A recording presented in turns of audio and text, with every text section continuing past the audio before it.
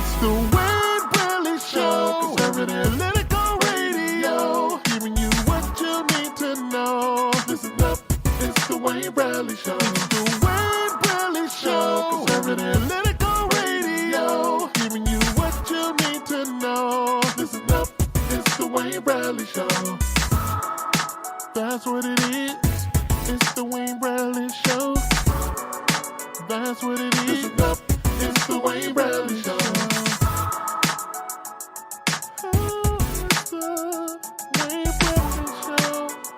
It's the Wayne Bradley Show. Yeah.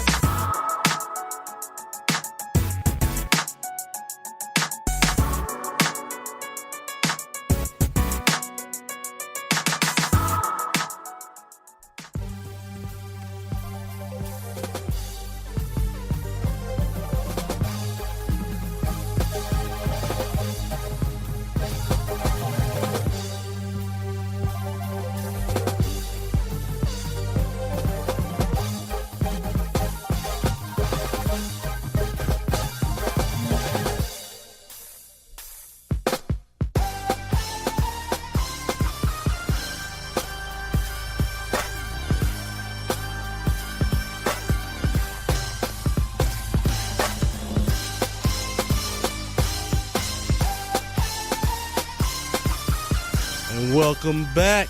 Welcome to the Wayne Bradley Show on 9:10 a.m. Superstation. Feels good to be back. We've been off for a couple days. Thanks to all my folks. Hope you're chiming in, listening today. We got a lot to talk about. Last time I was on here, I believe we were discussing the whole S-hole comments that the president had made that night, and they had not been confirmed to the next day.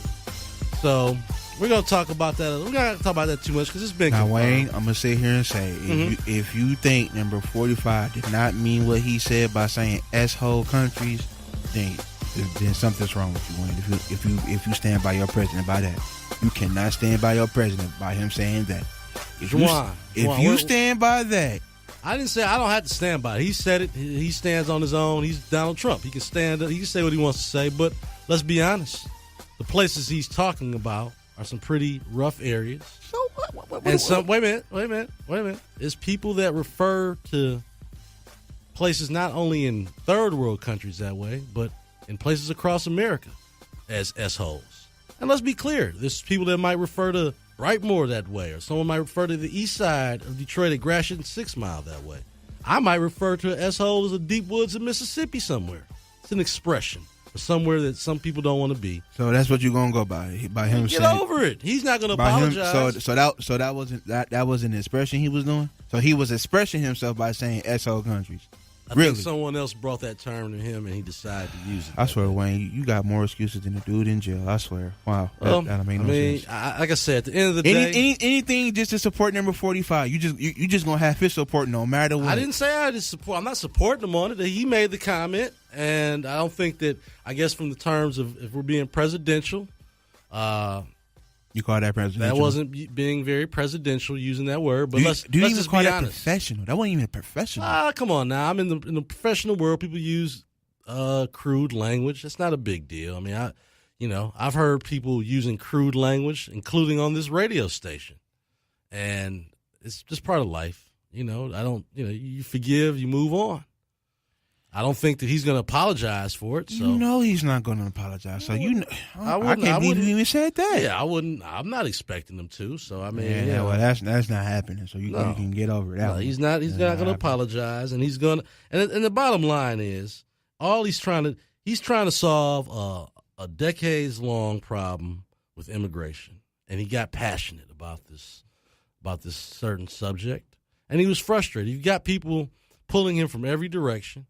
And I just think that the Democrats, unfortunately, the Senator Durbin, the guy that decided to make this private meeting public, essentially, because that's what he did. We're assuming here, are we to assume that no other president has used this kind of language? I would say that's not true. Richard Nixon, President Lyndon B. Johnson, actually said a lot worse things in the White House than what Donald Trump said. And you know what? I just think the people are not used to a president that's putting America first. He's used to these, we're used to these kind, gentle folks that are, again, what we consider presidential. but is it really helping out our country when we have people that are not putting the needs and interests of Americans over others first? Putting America first is essentially the theme of that. Because right now you have the Democrats that are threatening to shut down the government if we don't come up with a deal for the illegal immigrants that we have here. Now think about that, folks. Your Social Security checks, paychecks to our military, Democrats are willing to put all that on hold for some folks. And again, not everyone is a bad person. I don't want that to come across here. But people are willing to put that on hold. And this is all about being political. This has nothing to do with caring for these folks, because there could have been a solution that could have been reached by now, but they've chosen not to. But the president is trying to solve a problem, and I generally believe that he wants to add solutions to the table in terms of immigration, because he believes in building he wants to build a strong resume and a legacy as a president. And if he can tackle immigration, and, you know, again, a lot of people have a problem with his immigration, because part of that immigration comes with building that wall that a lot of people don't want to see built. But I think that overall, the president, we're going to go through some things today. We're going to talk about some things that that might make some folks a little bit, you know, they don't understand that black men are here possibly to save the day when it comes to the voting. Because you know who's gone against the trend and their voting numbers have gone up in support of Donald Trump? Black men. Black men are being our pocketbook voters, meaning they vote with their pocketbook. They vote on what makes sense to them economically. They don't sit around. They're not voting emotionally like you can get sometimes, unfortunately, some of our, other people to do. I don't want to call out just black women on that, but black women that are saying they will never support the president, even though, again, with tax reform and all these things here that are in place that are good for America. I've never seen America so bent out of shape over a tax cut. It never ceases to amaze me. So we're gonna talk about that, because we already got people calling in on this. You know, this is a sensitive subject here a little bit. But let's go ahead. Let's start with my man JJ calling in. JJ, thanks for calling in. Hey, Wayne, how you doing, man? All right, how you doing? Hey, all right, man. I was just listening to Nightly Business for. I don't know if you talked about that. Apple's bringing 20,000 jobs back to America. Over $350 billion in investment over the term. They're bringing back 38 this year, but over the course of 5 years, about $300 billion. Right, and Chrysler's announced that moving the plant from Mexico over to Warren, and I know Warren's right next to Detroit. I used to drive all up in here. Right, so that means 2,500 jobs if people ain't got a job. If you don't got a job, chances are you're in poverty. If you got a job, it gets you out of poverty. Go Trump. Hey, you know what it is, dude? We need to change our slogan from send us you're poor and sick to send us you're healthy and wealthy. That's what I'm talking about. Well, I mean, that's what the EB-1 visas are for the healthy and wealthy. That's for sure. Right. I mean, we got enough poor and sick Americans been here 50, 70, 80 years. When we need more poor and sick people? No, and I listen, I don't want to go against what America was for, but I think that right now, like you said, when we're dealing with the fact that we have Americans that are here that need our help the same way that we're inviting other people into the country, I think that those are the things we have to really look at. And I think that President Trump gets that. I don't think that it always sounds all that great. I don't think that, it makes you feel warm and fuzzy, but President Trump gets it. And I think that's what people are having the hardest time adjusting to is not the fact that he, I think the policies have been good. I think the policies are going to be good for America. I think that Black America is seeing a lot of things that are going to be happening in terms of investment into these cities and infrastructure programs. There's a lot of things that are in place that I think the president has put in place that, again, the media doesn't want to cover. The media only wants to cover the most ridiculous things. The S-hole thing went for almost a whole week. I don't understand it. Like, it truly shows me like they don't have anything else to cover. Right. Shouts out to Chris McNulty. How you doing, sir? Go ahead. heard you talk about something there.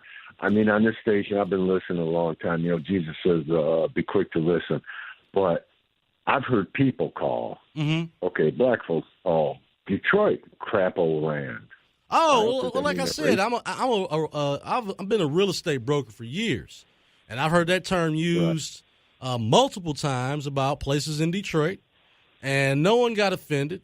And the fact is, the places that a lot of these people are trying to get away from to come to America are in pretty bad shape. And again, I'm not defending that. I don't think that as most people, even Senator Graham, who's a Republican, was not happy with that comment. But at the end of the day, the president has that's a very tough lift doing immigration, and he maybe got frustrated in the heat of the moment. I blame Senator Durbin for running to the media about it and trying to make it a political spectacle. And that, to me, that's why you can't trust the Democrats. They're willing to throw away the DACA deal to make President Trump look bad. And that's the real problem with D.C. right now. The dysfunction is that they're willing to do anything they can to make the president look bad. It's like Martin Luther King's nephew said there. Trump's just, racially ignorant, right? Racially insensitive. Mm-hmm. I don't truly believe in his heart he's a racist. You know what I mean? I mean, he's looking for the brightest and the best. Anytime I think the only color he's always really seen is green. I mean, that's to me if that's the best way I can look at it. And has he said some things that I'm not on board with, of course. But at the end of the day, I'm a big picture guy, and I'm looking at to see, are we bringing jobs back to this country? Apple just announced, like you said, the money that they're bringing back to reinvest in jobs here in America. Everyone's getting bonuses from their companies. Donald Trump is doing what he said he was going to do. He's delivering. People just don't. Sometimes, I guess some folks don't like a harsh reality. They don't like blunt truth. And President Trump is not politically correct in all those ways, but that's why he was elected in the first place. And he's a Republican. If he would have ran as a Democrat, they'd love him. They'd love him. You know, I'm telling you, Mike Duggan, I think he's actually a Republican. I think Mike Duggan is a Republican. I'm serious. But he had run as... Don't say that on the air. I don't want to get Mike Duggan in trouble. He's doing such a great job. All right, man. Thanks a lot, JJ. All right, let's go to yeah, buddy. It's time to bring in my guy Walter. Yeah, Walter, welcome to the show. Been a minute, my friend. Stop hating on Walter. That was extra long.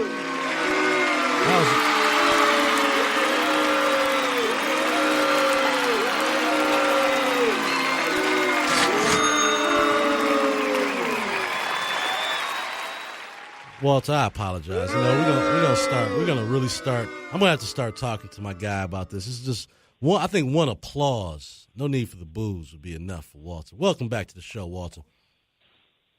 Oh, man, you can keep it going. I know I love him to death, man. He's a good guy, you know. But you're going to hate me after this, though. Go ahead, drop the knowledge.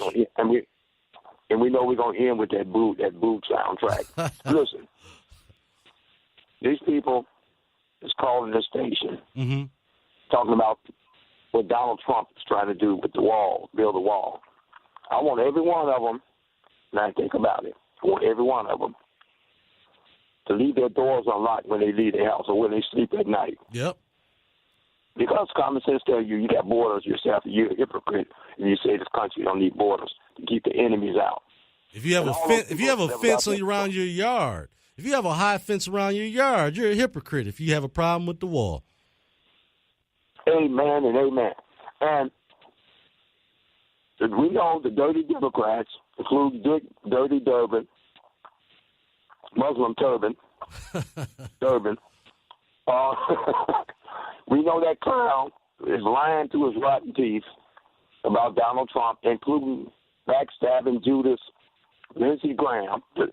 Now wait a minute, Walter. This is what I got to ask you. All right, now let's just assume. This is my thing. I'm not willing to go back and forth to say if he said it or if he didn't say it. Let's just say he did say it. Okay. Why did Durbin decide to make that public, other than to try to make President Trump look bad? This is like I said, we know other presidents in times of negotiations have said things that they probably would not want public.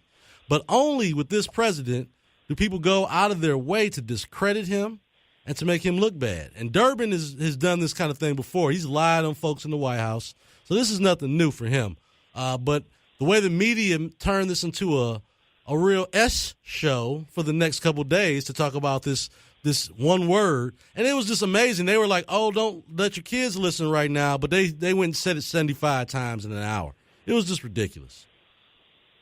It's ridiculous, man. And like you said, Durbin is a known serial. How can I put it? A lying junkie from the past. That's why I said it. Yeah. You ain't got to put no Q-tips in your ears. You're hearing me loud and clear. Mm-hmm. Okay. Durbin, I've just watched the pattern of this despicable piece of dirt. He's always blasted Republicans. He wouldn't know, and like I said, he wouldn't know a good candidate if they dropped out of the clouds on top of his head either. So these people, like the news media, we know they're on the side of the Democrats. Mm-hmm. The first thing they have such a Donald Trump phobia and a Donald Trump derangement syndrome. Breaking news. Okay, world news, local news. And by the way, all these local stations, they're a bunch of liars, too. That's including Stephen Clark, Diane Lewis' daughter, Diane Lewis from the past. They're paid lying, triple-figure gossipers. Mm. I could train a dog to get on there to tell the news. Just hold up some cards. All right, now hold that card up. This is what the news said. Some clowns get paid for lying, man. And we know all these local stations on the side of the demon craps. Well, yeah, they're all part of it. Shout out real quick, Walter. Shout out to OBI Gabrielle, who's watching all the way from Kenya. Appreciate you he's watching us on Facebook Live, listening in, Walter. But I mean, hey man, he must be a fellow patriot, man. He's a patriotic person. I hope he like my comments, but I hope he's kindred spirit, man. We have a kid like you and me, Wayne. We have a kindred spirit. Amen. As well as your pastor, man. I might make a drop in on your church one day. Please do. I might stop at Alexander's embalming fluid tabernacle just to unannounced with a disguise on, because he might have the board of demons to escort me up out of there. Oh my goodness! I tell you what, man. The economy, jobs.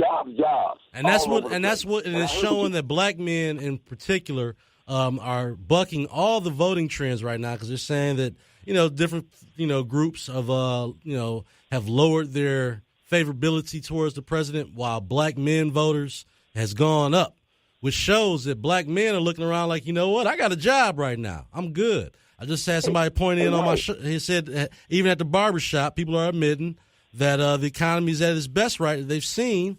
And to me, that is what's going to make black folks, in particular black men, say, hey, you know what, I don't care. I don't like maybe everything Trump says, but he's getting the job done. And to me, that's the biggest thing. I like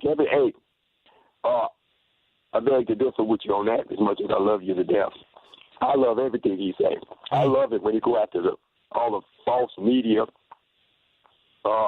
global warming, earth worshiping clowns, tree hugging devil. That's what they are.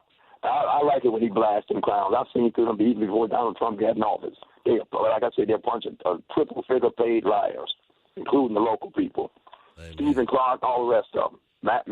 Malcolm Amos, Alex, him too, all the rest of them. They're a bunch of crooks, man. You can see when their faces light up when they think they got Donald Trump in a trick bag. Well, yeah, but it's every other day is something new. Like now they're lying, they're going after him about weight. Now, if this was a liberal man or woman, and if people were fat shaming them, there would be so much of a price to pay. But because it's Donald Trump, they're making all kind of jokes and questioning it. And again, if this was a liberal, if we went after Oprah that way, or if we went after any woman that way, Rosie or anybody like that, they would have a problem with it. But it's okay to do that to the president. And that's just, like I said, the media shows their hypocrisy every day. These clowns, Wayne, are still around here talking about, they hope Oprah run for president. She ain't got enough sense to go piss out of a window with an instruction manual. That's how dumb she is. And she's a fornicator. That's right. I said it again. Sleeping around with that clown for years. She's a poor example to the young people and to everybody. She just one name, one devilish name to add to the list. I'm going to tell you something. Let me talk about Mr. Corey, the Senator Corey Crooker. He deserves an Oscar for that performance he tried to put on yesterday, screaming at the Homeland Secretary that way. And if that was a Republican screaming at a Democrat woman like that, and let's not even say if it was a black man, if that was Tim Scott who had been yelling at a white woman like that, the liberal media would have lost their minds. They should have pulled the power on his mic and shouted his butt out of there. Oh, the feminists would have gone crazy if that was the other way around. But It's okay, I guess, when a Democrat is doing it, challenging someone from the Trump administration. Again, the double standard is alarming. All those Democrat Congress people don't deserve to get paid one penny. Well, you know what? Let me end on this note. Go ahead. Steve Milling is a race pimp, a white race pimp. I listen to his show. He tries to cut you off. That's right, a white race pimp, the great black hope or whatever he's supposed to be. This guy's just a waste of time. He lies nonstop. He needs to go get a garbage truck job or something, get off the station, because that's all he ever spew out is garbage. I'm out of here, man. Thank you, Walter. I appreciate you for calling in.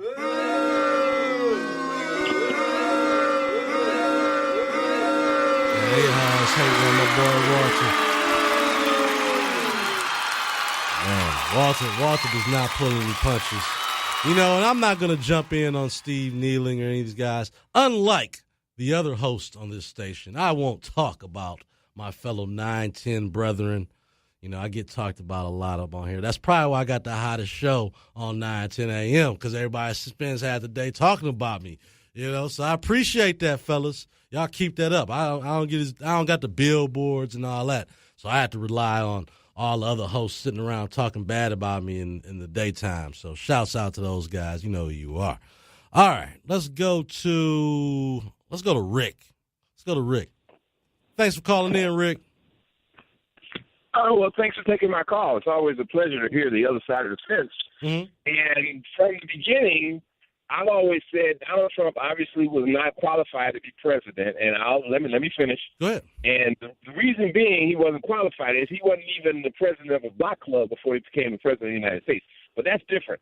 But I did say if he could convince his buddies, which they are, because everything he's done since he's been in office has been to benefit the billionaires and not the actual populace, if he could convince his buddies to loosen the American economy to allow people to have jobs, to bring some of the money back, to put the people back to work, to bring wages up to where they should be, then maybe he'll be a good president, because it's all about who's going to cooperate. The government did not run the corporations. The Waltons the other day, they said, okay, we're going to give our workers $11 an hour, which still ain't really nothing, but we're going to close 63 Sam's Clubs. Oh, boy, you're really helping us. Thank you. But if they say, hey, we're going to raise everybody's wages $15 an hour, we're going to keep all our stores open, we're going to loosen up the cash, we're going to allow people to do certain things, then we can do it. But that's, like I said, if he can convince the people who have the money, which is only about 400 people in America who really control the economy, to loosen things up and do something. But as far as but don't you think the tax reform in itself does that? That loosens up the money. It loosens up money for the wealthy, which is supposed to trickle down to the. Well, I mean, when you said the 400 people you're talking about, that's about right. 400 people are the four corporations, the people who control the money, the banks, people like that. But like I said, if that does happen, it would be great. But as history has shown, it hasn't. It doesn't happen. They're greedy. They're going to stay greedy. But if they decide to loosen the economy and let people have things, let people have money, let people come back to being. Did you see today? That Apple is bringing back over $300 billion over the course of the next 5 years? Right. That's what I'm saying. That's all of his buddies. That's his billionaire buddies who are doing all of this, which is good. Now, I'm not complaining. No, right. I'm not complaining. But don't you think that qualified him to be president if he could bring those buddies, as you call them, together for for policy that works that's good for not only them but for the rest of America. Poor people. You don't usually get a job from a poor person. It's usually the rich that create the wealth. Either him or anybody in that situation where he's in the presidency as he is right now, I would root for anybody to do that. Not just him, but since the Americas was so developed and built on racism, racism, like we say Norway, of course, Norway is almost all white, Switzerland's almost all white, Sweden is almost all white, all these other countries, Japan is almost all white. They all have gun control. They all have a lot of things. They're all better places to live than America. America's, I think, number 14 or 13 or something like that on the list. But America has a different climate than any other country in the world. America has people of different colors everywhere. Everybody has to get along. Opportunity. How about that? Absolutely. Opportunities are not for everyone in America, unfortunately, because everybody in America is not afforded those opportunities because people, we have a Jim Crow Esquire now, I guess he called, where the banks don't loan money to minorities. The banks will loan money to people who just got off the boat. Well, it's funny that you talk about a lot of those bank policies are the ones that President Obama put in place, Dodd-Frank. That is one of the bills that makes it hard, for black folks to get their hands on money, whether it's to purchase a home. You know what? SBA loans. It's hard for black people to get money and anybody else to get money is something called this credit score thing. Right. That's the scam. That's a scam. That's just a reason for them not to loan you money. But there are alternative methods to lending, whether based on if you have assets or based if you have a business plan with a contract that is connected to that. There are other methods. But I understand what you're saying. If you're black, you don't get the money. That's how it goes. That's just how it is. It just works that way, unfortunately. Okay, Wayne, I had a great show. I appreciate your side of the fence. But if you continue to defend this person who is obviously not capable of being the president, but he's more than capable. Him are going to make him presidential. No, he's going to be presidential. I hope so. I hope everybody else hopes. I hope he does good. I really do. I want to see myself prosper and everybody else prosper. I want to see crime off the streets, not because it's a police state. It's because everybody has a job and they don't have to steal anymore. That's the best. That's the best social program you can give someone is a job. So. I'm saying a job will solve just about every problem. There you go. Guns are not going to solve it. If a guy breaks in my house, I'd rather say, "Hey man, what you doing? Why are you over here?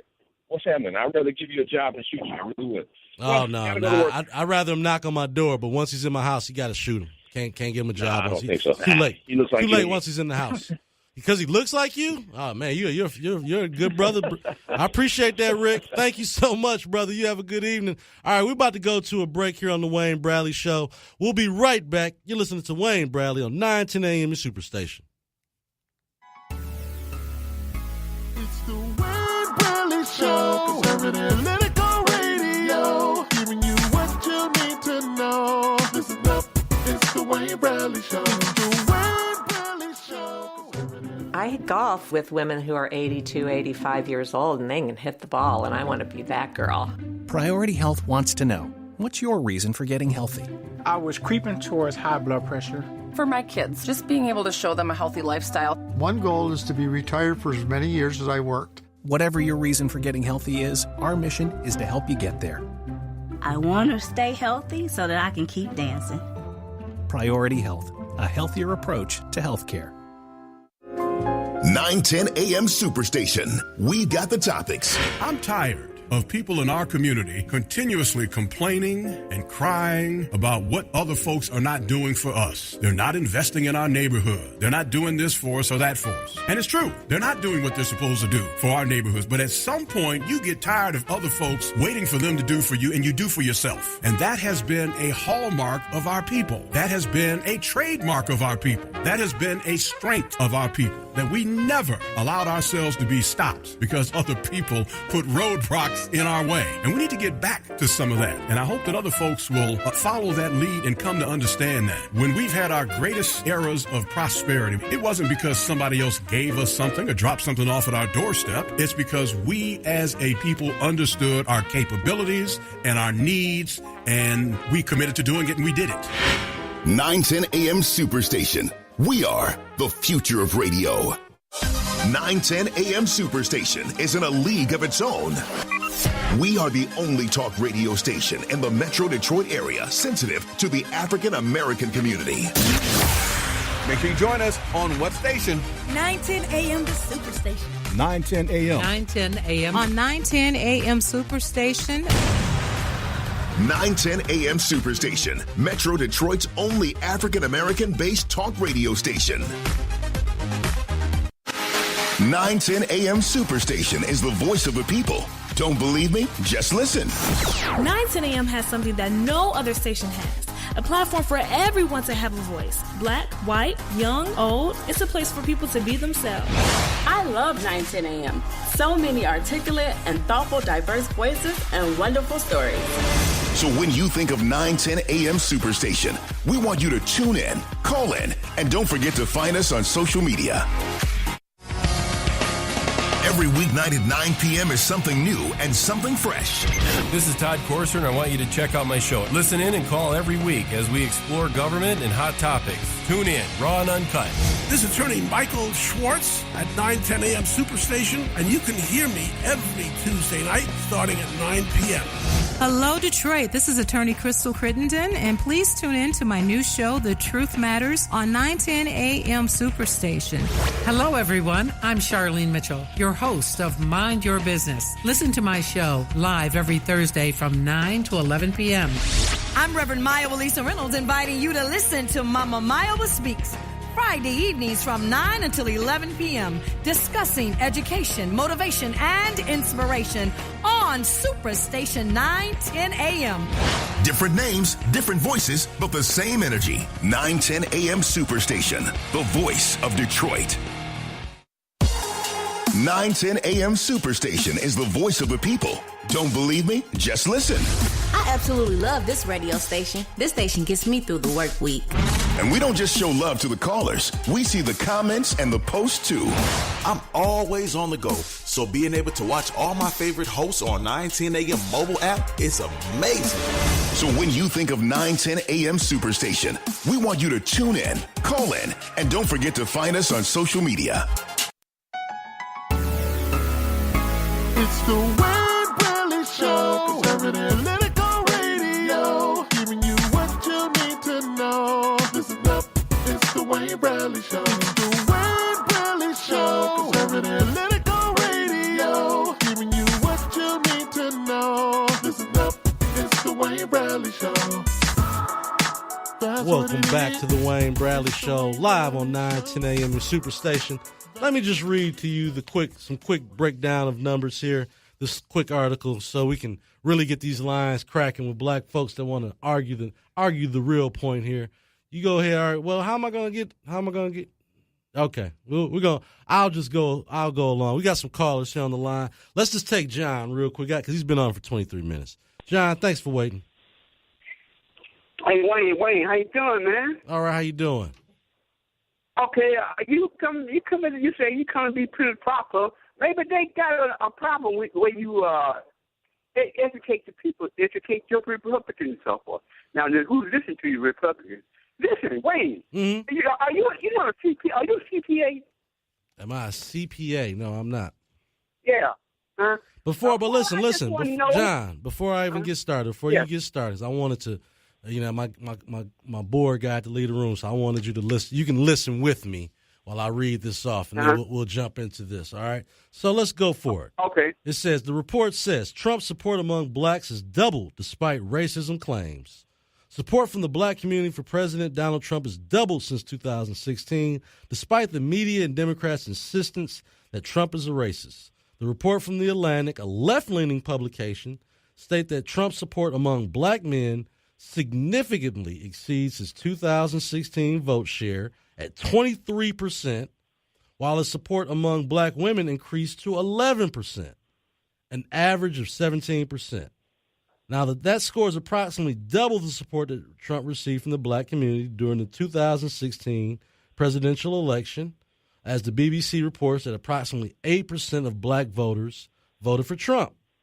Exit polls from 2016 presidential election show that only 4% of black women voted for Trump, while 13% of black men voted for Trump. Broken down by gender, Trump's support from black women is nearly tripled from 4 to 11%, while his support from black men is nearly doubled from 13 to 23%.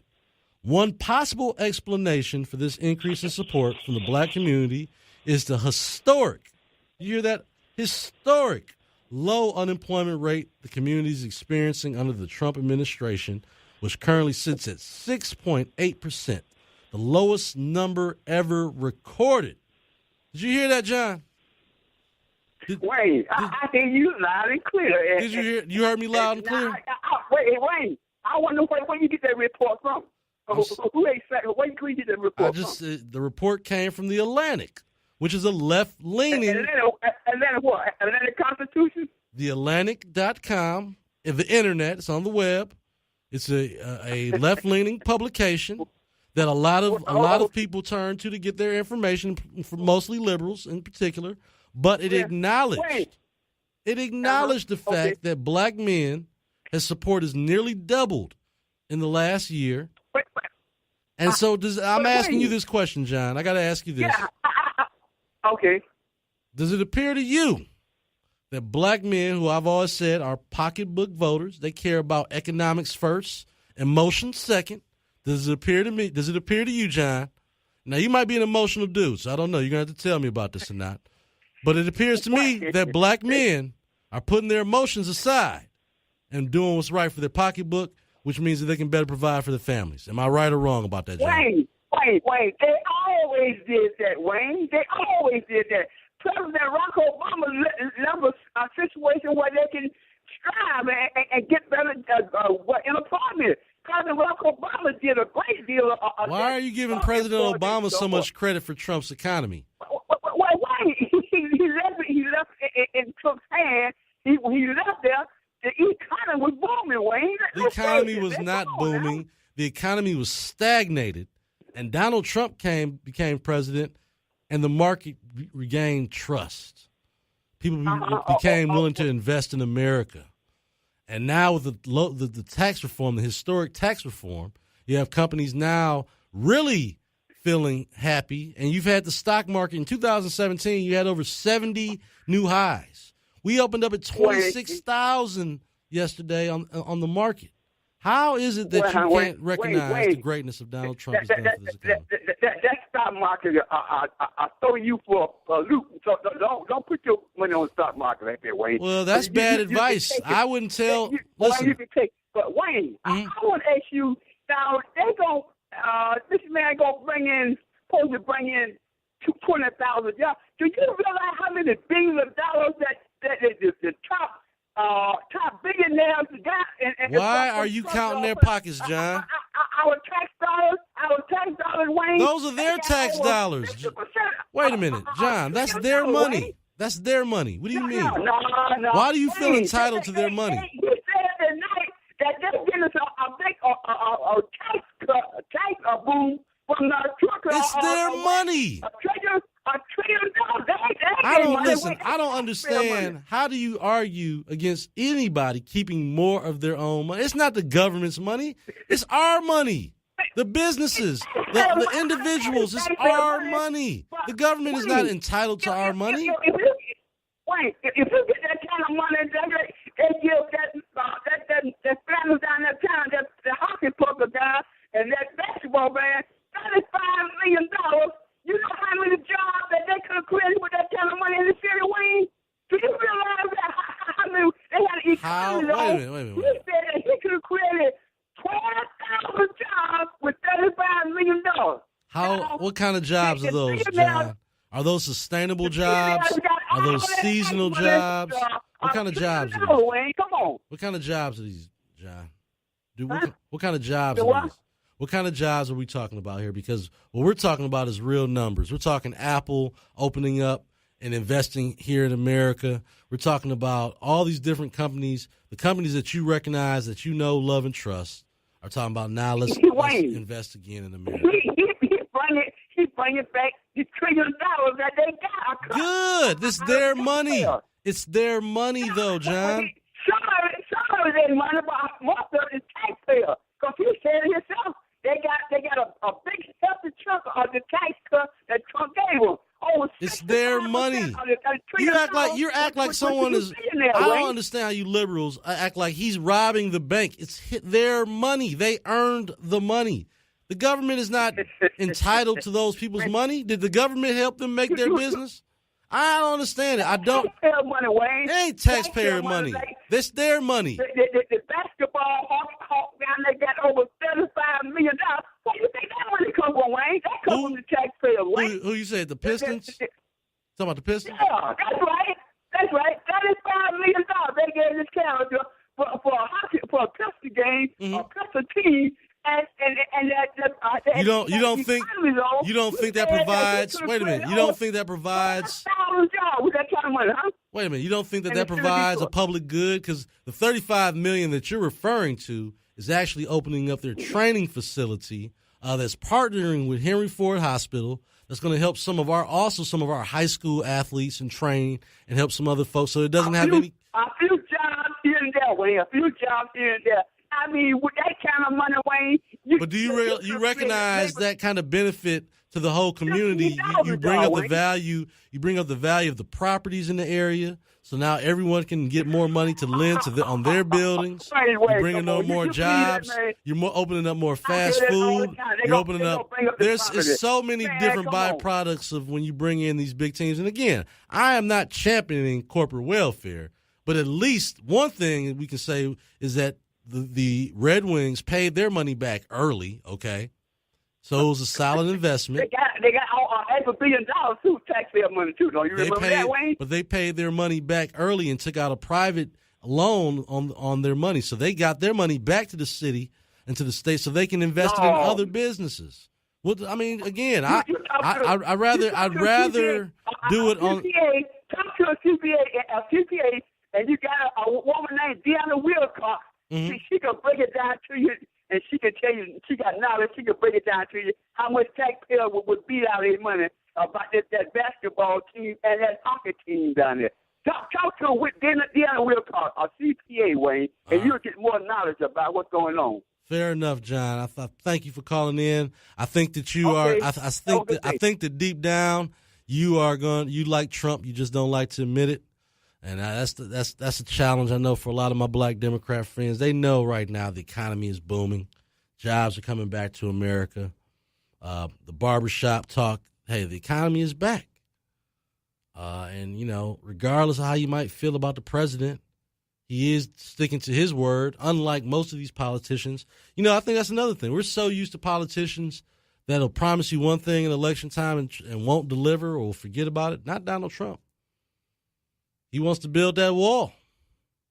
Now, I think the wall in some sort of fashion is going to get built because that's going to be part of the DACA deal. But I think it's disgusting that Democrats are willing to pretty much play poker with the lives of American citizens, saying that they'll shut the government down over illegal citizens. Sad. Makes no sense.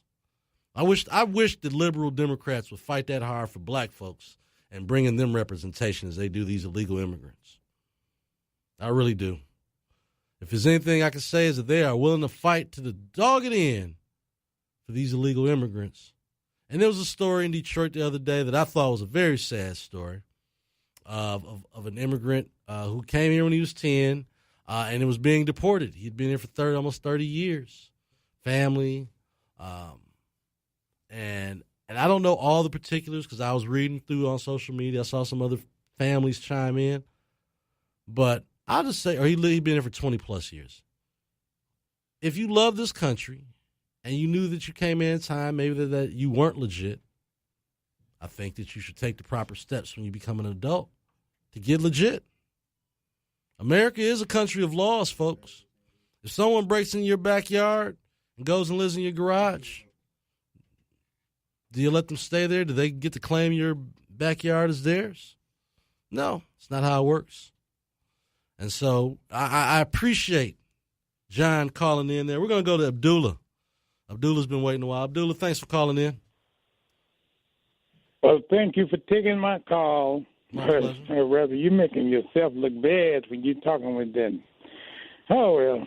But, I mean, like you said, building a wall. You know, Hitler built the wall. Well, why do you think he built that wall?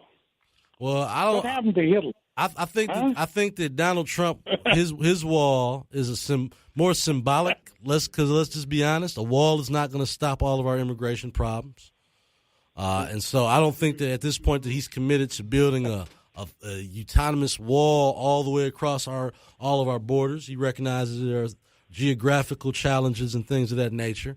But I think that at the end of the day, we need to stop having the welcome mat so rolled out for people that don't want to come here and do the right thing.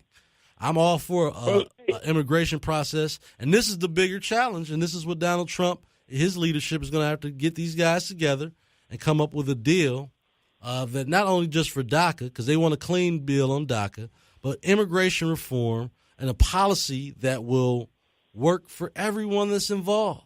I mean, I welcome people to come to America. Huh? You don't see everybody but me. What do you mean? But anybody is a Negro like you. It don't work for you. See, and like you say, we're going to get jobs. Back in slavery, they had jobs. Do you really believe that, Abdullah? They didn't get no pay for it. Why do you have to bring it back to slavery? Seriously. And I know about what happened. My granddaddy used to sit and talk to me. I'm an 88-year-old man. And okay, all right, that makes more sense. The one they call the dictator, he calls it a president, he's an immigrant. I'm from the native Cherokee people. And we allowed them to come in. Is it true? Now, let's be honest here. You said the first thing you said was that Hitler built that wall. And they come in with the guns and stuff. Did Russia build that wall? Abdullah, did Russia build that wall or did Hitler build that wall? It misused our kindness for weakness. You're not answering that question. And that's why they got in Africa. See, it was a time when we ruled on my father's side, Africa, kings and everything. Right. And we let them come in, and they took over. By our kindness, they misusing it for weakness. And that's what happened to you, my brother. You don't see what's going on. See, people in Canada, I lived in Canada for a while. And what's wrong with some of them people over there? So one of your talk shows, I said, well, I must be pretty hot. I must be pretty popular in Canada right now. Crumbs from the table. They give him a few crumbs as slave master. Now, Abdullah, what have I told you? What have I told you before about your friends from Canada? Why would I care about what some folks over in Canada? They don't want to deal with the problem. You were treated better in Canada. Well, go to Canada then. Hey, listen, if Canada treats people so good, go on over there. Nobody's stopping you. There.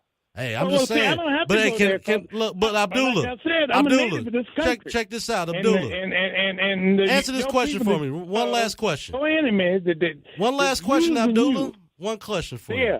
Can I go over to Canada right now? You can have me, and I can answer you. All right. Can I go over to Canada right now and just stay there? Can I take my black behind you over? Got to. You can't just go there and stay and listen. Well, I have. Whoa! So you're telling me? So wait a minute. You're telling me I can't illegally go over to Canada and stay there? Well, some of them did. But can I do it right now? Can I go to Canada right now? Korea. No, listen. You know the answer. You already answered it. You know the answer to that. You know the answer, Abdullah. You know I can't go over to Canada right now because, hey, look, Canada's such a great place, free health care, everything's all good over there. Can I go over there? Can my black behind go over there? As a black man, and you're being treated here. They might treat me good in Toronto. They might treat me good in Toronto. Abdullah, how old are you? I'm 41. You keep answering. You won't answer any of my questions. And I'm over twice as old as you. And you should know more than anyone else that you can't. You keep talking about how good they're gonna treat a black man over there. They won't treat me as an American. You were trained to down your own, hate yourself, and everybody you look like you. Like I said, Abdullah, if it was so good, we'd all be moving over to Canada. I would assume. It's a God, and God is showing you now. That's what happened the other day. What happened in Russia? They said same thing happened in Russia happened here. So that it's something out for you people like you and Walter. I mean, just keep living. Keep living. All right, thanks, Abdullah. What happened to y'all? I appreciate it. Down in God's people. Thank you. Yes. All right, we got enough time. We got to go to LaShonda. She's been waiting a minute there. LaShonda, welcome to the show. Hey, thank you for your show. I appreciate you calling in. Do you ever peruse through Newsweek magazine? Sometimes I do. There's an article in there today, and basically it reads, and I want to know if you can zero in on this particular picture with President Trump.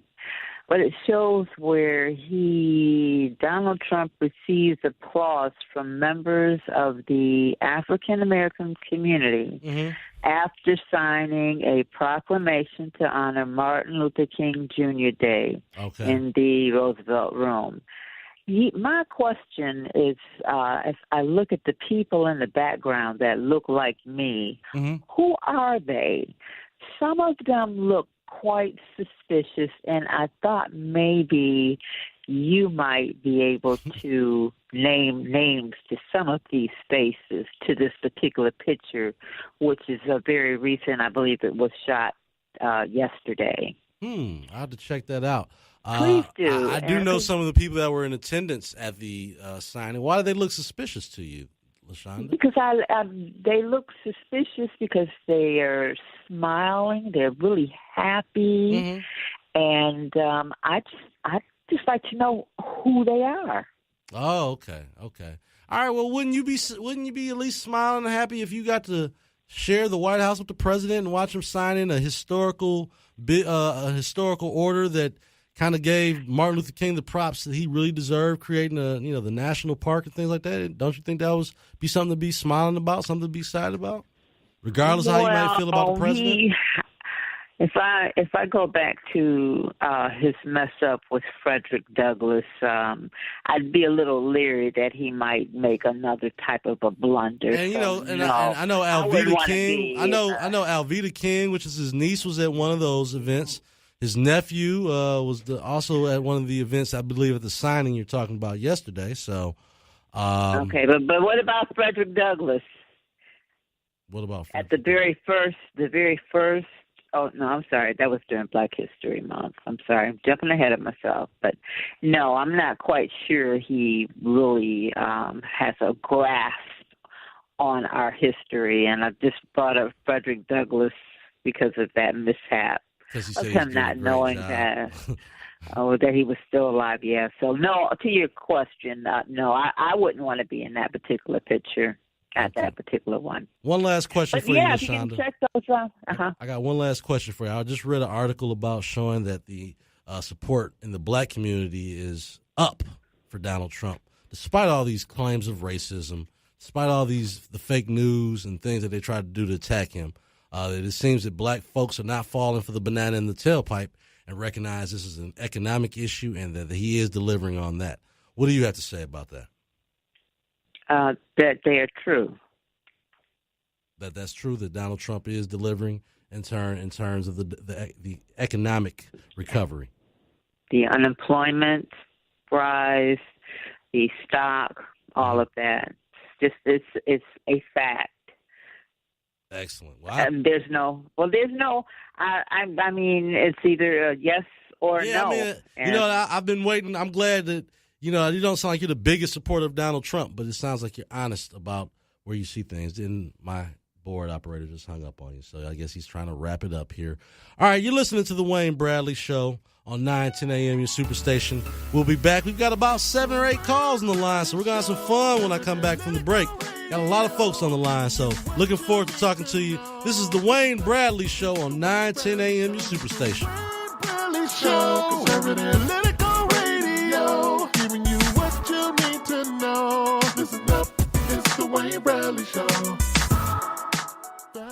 I'm Dr. Demarius Ware of K Chiropractic. Auto accidents with speeds as little as 5 miles an hour can cause serious injuries. Hospitals and family doctors do not manage these conditions. I have specialized in managing traumatic auto injuries for 23 years. Call me at 586-751-8984.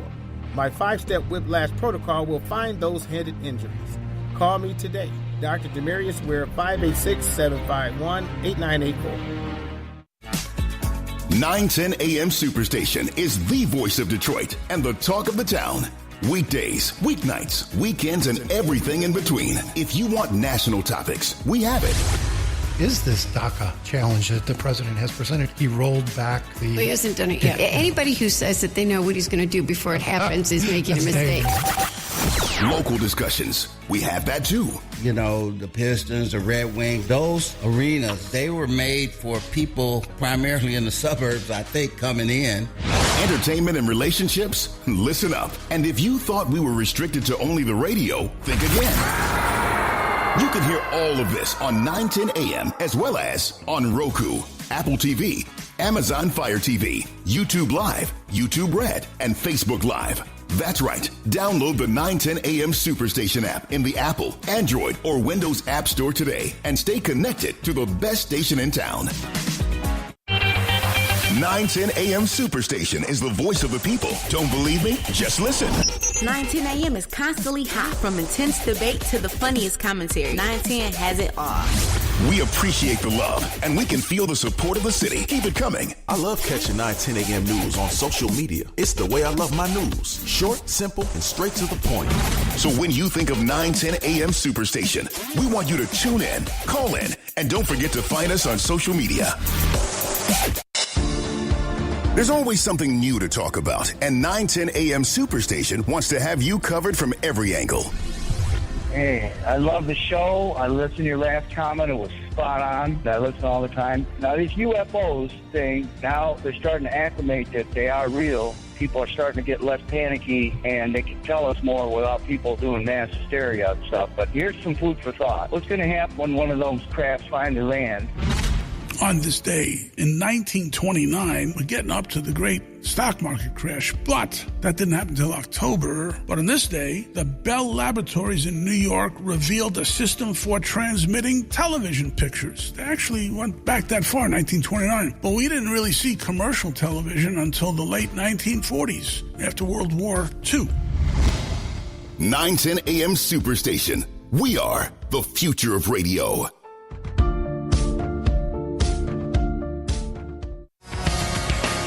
Every weeknight at 9 p.m. is something new and something fresh. This is Todd Corser, and I want you to check out my show. Listen in and call every week as we explore government and hot topics. Tune in, raw and uncut. This is attorney Michael Schwartz at 910 AM Superstation, and you can hear me every Tuesday night starting at 9 p.m. Hello, Detroit. This is attorney Crystal Crittenden, and please tune in to my new show, The Truth Matters, on 910 AM Superstation. Hello, everyone. I'm Charlene Mitchell, your host of Mind Your Business. Listen to my show live every Thursday from 9 to 11 p.m.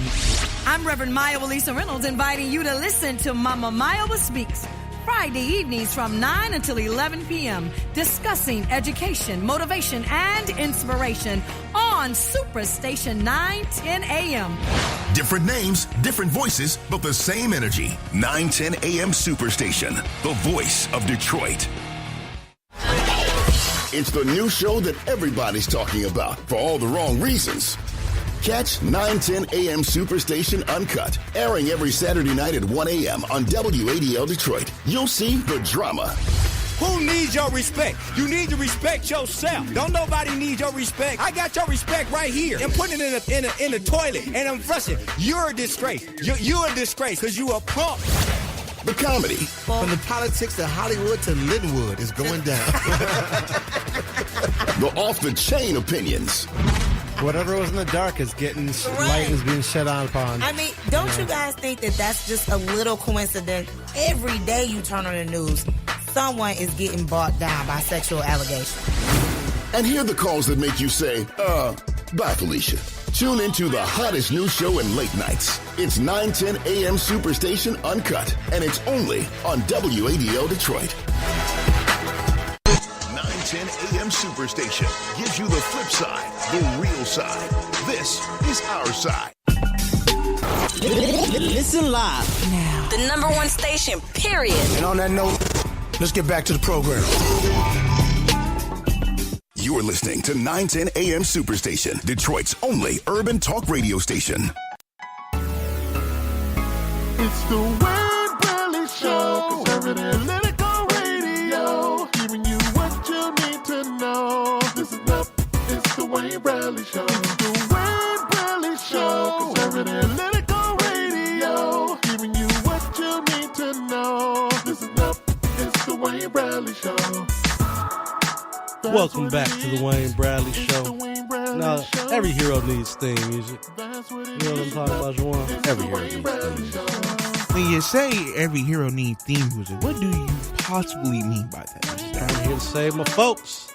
Bring a little light to the dark. That's what we're trying to do here on the Wayne Bradley Show. By what? By brainwashing them, trying to believe that number 45 is a good president? That's what you're trying to do? I don't have to brainwash them. Look at your... Is that... I mean, look at your 401k. If you call it that, then yeah, let's go with that. But I mean, no, I'm just trying to bring truth and light to the power for my folks. Bring the truth to... I mean, what are you trying to bring the truth? That what? I know it hurts. I know it hurts. Do you hear this, folks?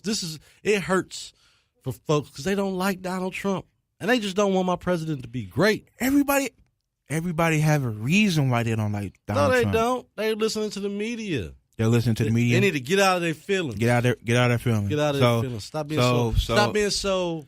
So we talk about Donald Trump, the AKA the coochie grabber and all that. So I mean that was 2006 Trump. That was a long time ago. That's not President Trump that was running for office. They need to. I mean, you got to let it go. I mean, if I went back 10 years from now, I'm sure you might have said something you're not too proud of, Juwan. I don't think I have. I doubt that. For some reason, I doubt that very seriously. Give us a call, 313-209-9000. Man, these phones are off the hook tonight. See, as soon as I said they won't let Donald Trump be great, oh, my goodness, the liberals. I have activated some feelings tonight. Can you say triggered? We need to have the triggered alert. Oh, these lines are ringing. That's right. Let my president be great. Give him a shot. Get out your feelings. Man, we got Give him a shot for what? We got 10 calls, man. We about to run through this. We got a lot to talk to here. All right, let's go with Dwayne first. Dwayne, thanks for calling in.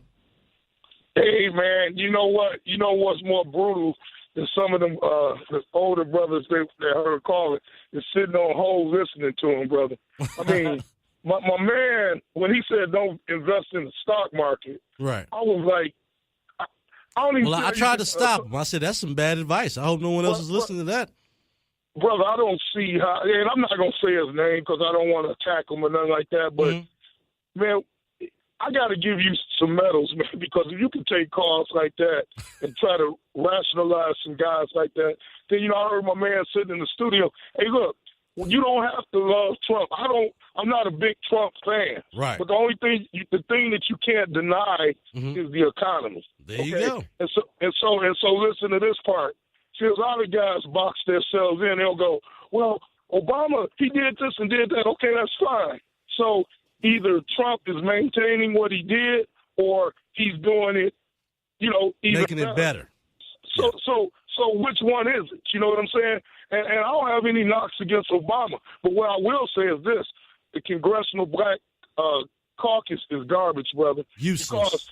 Because did you see how the Hispanic caucus got in there and sat in the room and negotiated on behalf of their people for DACA?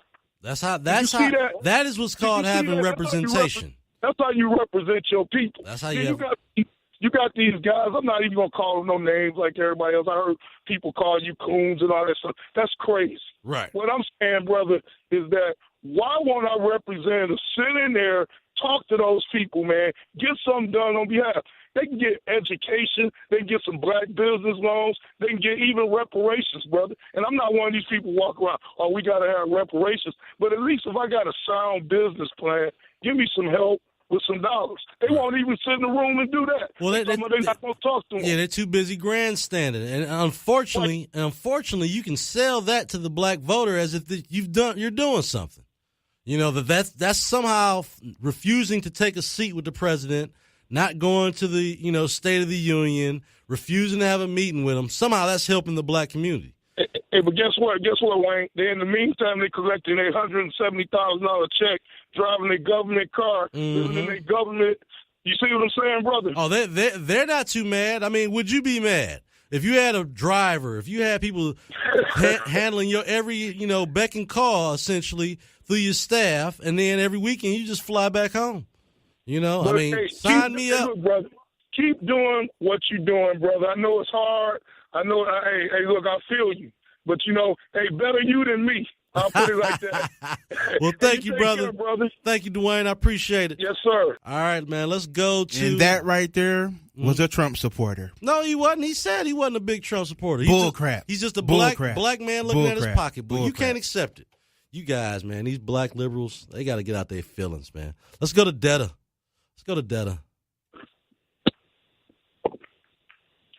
Wayne, it's Dieta Wilcoxon. I am not a debtor.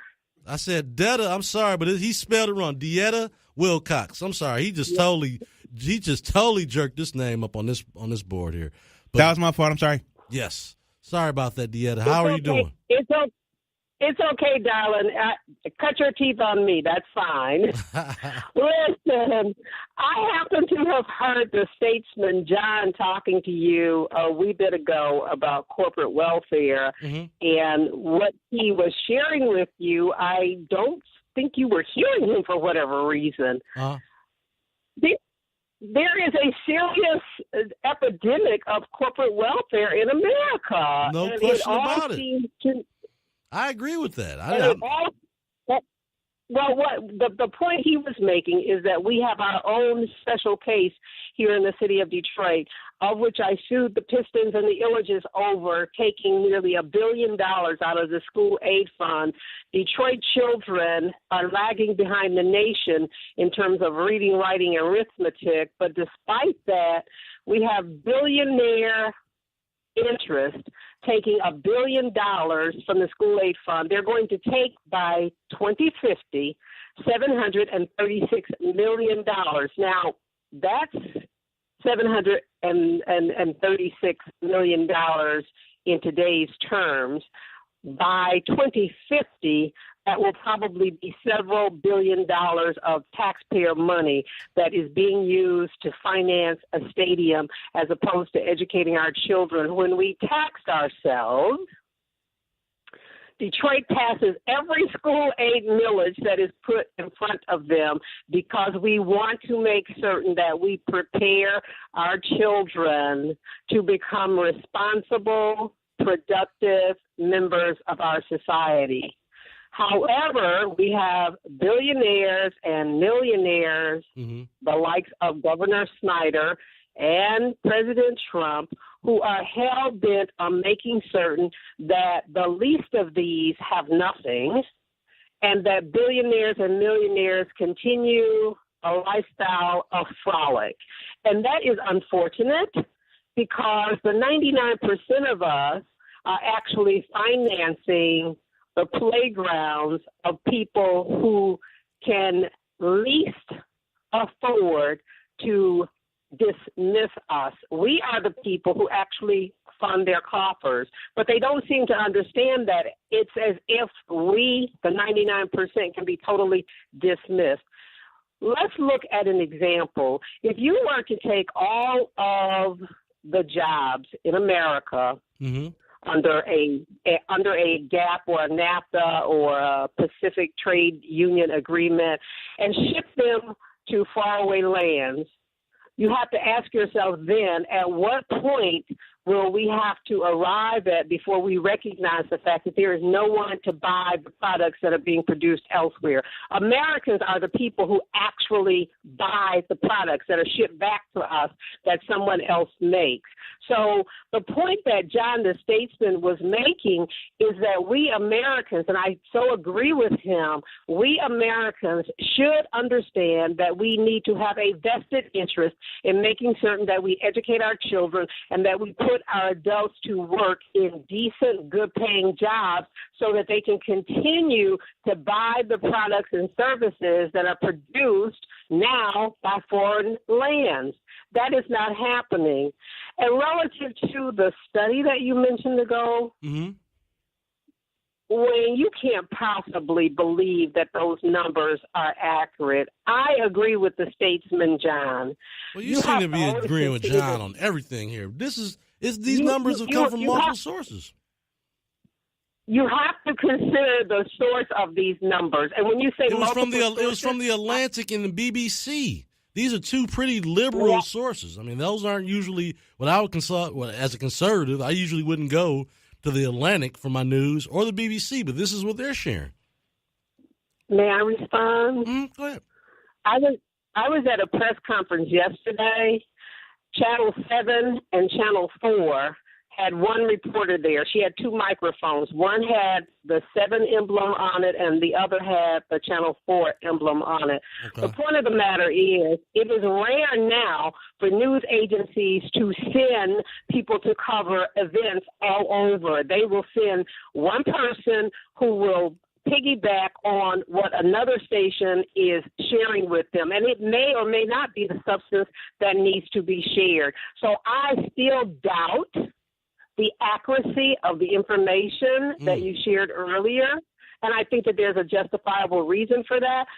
Not other than the fact that black men just are simply seeing the upwards economy and saying that I'm satisfied with the work he's doing.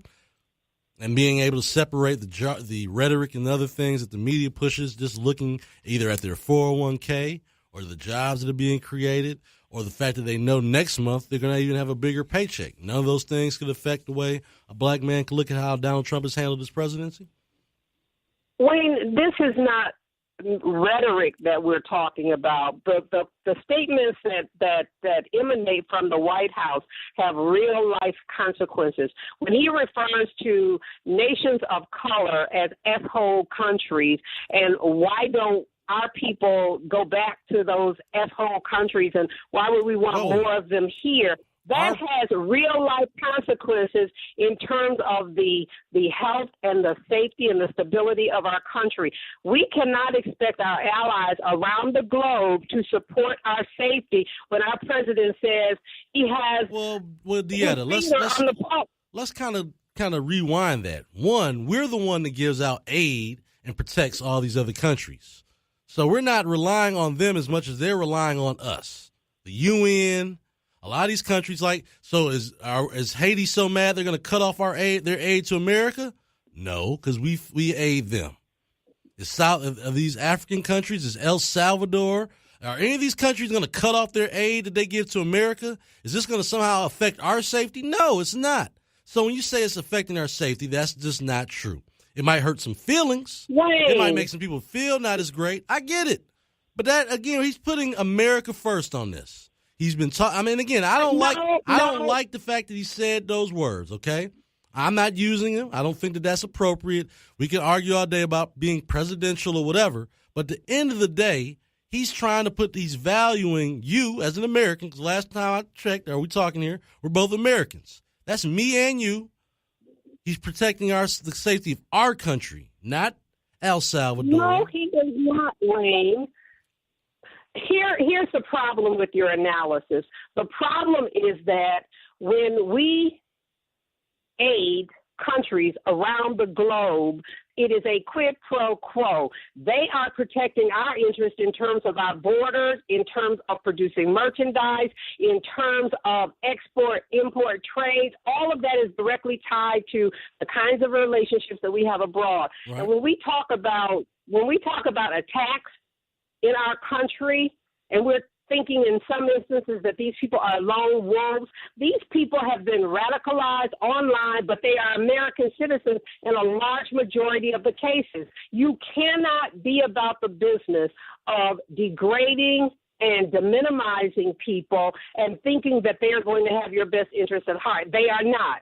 You cannot stop a person who is hell bent on attacking you. If a person will, that's why we shouldn't be funding places like Palestine. Yeah, if that's what you're saying, we give a lot of aid to a lot of different folks, and then the same thing with the UN. We give them money, and then they turn around and stab us in the back, vote against us in public, try to shame us. So I mean, if we're going to call across the board, let's do that. But to suggest that because he called these countries. Essentially some countries that I don't see anybody really signing up to go to right now, call them some unsavory words. Everyone needs to really to stop being so sensitive right now. I just don't understand that. I just feel like you think that's sensitivity? Or because he has a lack of, the president has a lack of sensitivity, and people in America have just gotten way too sensitive. I think it's a combination. You got Americans and these liberals that are just too sensitive right now, and our president who doesn't have any filter, who's not really sensitive at all. Old school guy. I relate that to a generation where men didn't get too many hugs from their dads, okay? It's just a different generation. He says things bluntly. No malice in that. I just think that, again, we're just not used to that in our president, and that's been the big challenge right there, Dieta. So listen, I'm going to let you finish it up. I'm going to let you finish up. You go ahead and leave a strong word.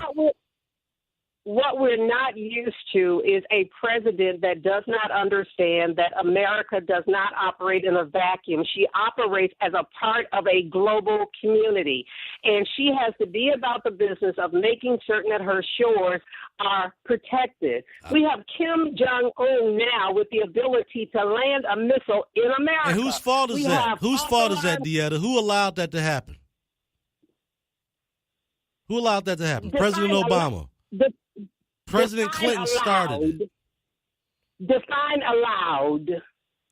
Being passive, not having any, not putting in policies in place to really stifle that kind of growth in their program and allowing things to go, turning a blind eye because he wasn't showing us any aggression. And so as long as he's not bothering us, that's what Obama did. He kept moving the line back, even with Syria the same way. Hey, don't cross this line.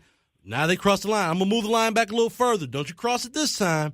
And now we have a president that doesn't play like that by those rules. A new sheriff in town. We cannot allow the White House to articulate policies that make us the enemy of the world. We were already the enemy of the world. We've already been the enemy of the world. We are not the enemy. We are not the enemy of the world, and there is an opportunity for diplomatic relations around the globe. I hope so. I really do hope so, and that's why President Trump, being the best negotiator, I think offers us, but he's going to negotiate from a position of strength instead of being from a position of weakness, and I appreciate our president doing it from that position. One thing is certain, Wayne, you and I will not see eye to eye as it relates to international relations and certainly America's place in the world. The fact that we are the superpower of the world requires us to take the high road diplomatically. It always has. Sometimes. We have not done that. And I'm sorry? I said sometimes that's what's required, but at times when our safety is being put at risk, I think it's time to stop playing, take the gloves off, and let them know that some folks don't understand it unless you're dealing with them with some tenacity. And I think Donald Trump is willing to do that. I think Mad Dog is willing to do that. And so I'm grateful we have a president that's putting America first, Dieta. Once you release a nuclear weapon, you can't call it back. So I would think Kim Jong-il needs to stop threatening America and stop building that nuclear missile if that's the case.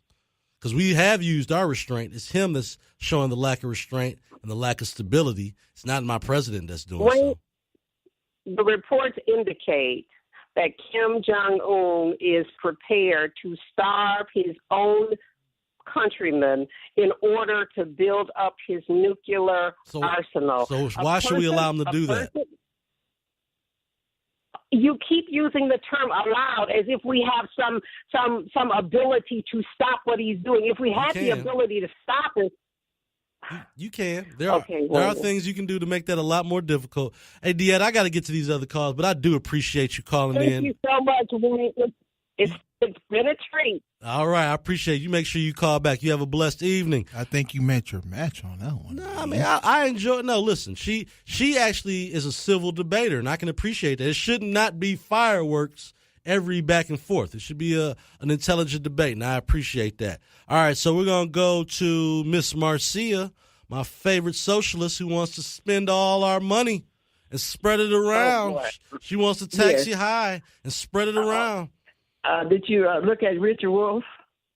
I keep trying to tell you, I'm going to look at this Richard Wolff. I got to look at the Richard. Oh, okay. Well, listen here. Do you know a part of our history? Do you know at one time we bombed every building, every structure in North Korea? Do you know American that we flattened North Korea at one time. Do you know that in your history? Yes, ma'am. Did you know that? Yes, ma'am. Oh, okay. Good. Okay. And I want you to know that my Norwegian friend told me that she don't ever want to come to this poop hole in America. I don't ever want to go there. Tell her that. You make sure you tell her that. Free health care. She got free college. They only work a 30-hour week. They get 6 weeks yearly paid vacation. They got free child care, and their minimum wage is $16 an hour. They don't want to come here. Well, tell me this, Miss Marcia. Tell me this, Miss Marcia. It's a great. Sounds like a utopia. Can I go? Can I go over there and stay without being an illegal immigrant? Can I go over there?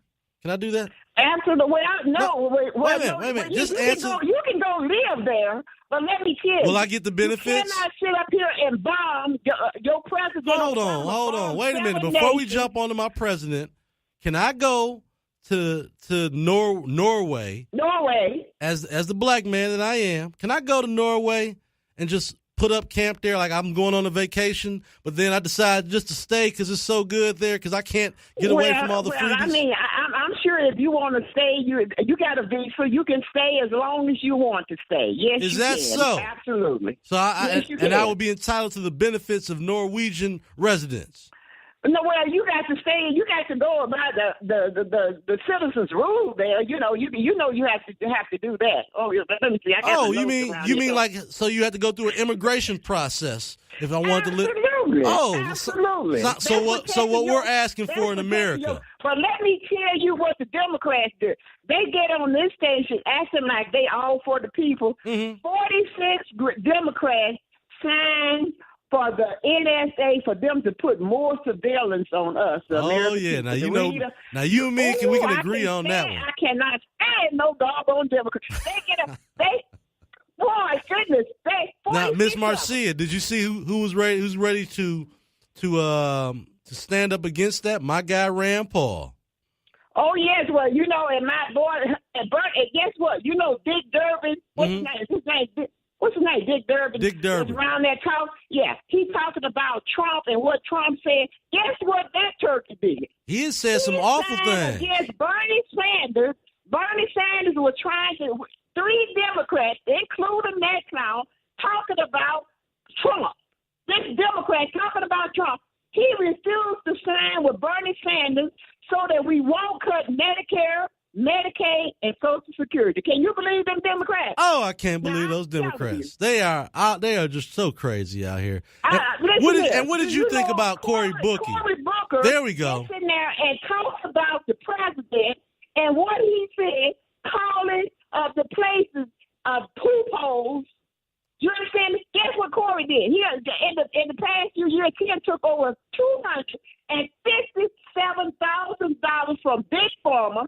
And guess what that Democrat did? He voted against us senior citizens getting cheap medication from That's Canada. right. He fought that. He fought that tooth and nail. Cory Booker has already proved that he has a price tag on him. He doesn't mind. Exactly. These corporate Democrats are nothing but prostitutes. He got $257,000. People, you all need to wake up and find out what kind of government you live in. You have to pay Democrats to vote for the way that you want them. That Debbie Stabenow, she voted against the Botswana Act. What's the Democrat senator? Yeah, well, I got it wrote. I don't want to say anything about people that ain't true. But they have voted against. They don't believe in $15 an hour. They don't believe in.